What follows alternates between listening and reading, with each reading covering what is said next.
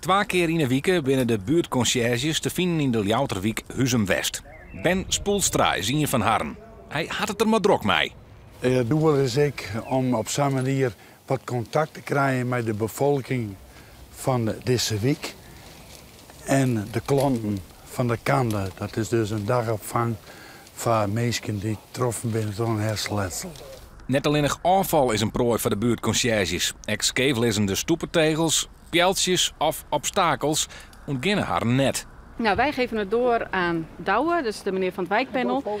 En die geeft het door aan de gemeente. En dan als het goed is gaat de gemeente daar wat mee doen als ze dat nodig vinden.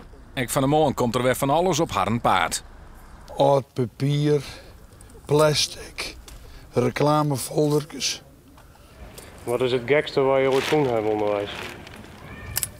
Nuddels van druggebruiker. Al liek het de meeste rommel aan kant, tak een week wordt er gewoon weer een slag maken. Er zijn gelukkig altijd wel mensen die er elke keer weer nieuwe spullen bij gooien. Dus volgende week kunnen we gewoon weer opnieuw. We hebben wel het idee dat het steeds iets minder wordt, maar er ligt nog steeds genoeg. Het wordt wel de schoonste wijk van Leeuwarden op deze manier? Nou, we gaan ons best doen. Ja. Dat lukt niet.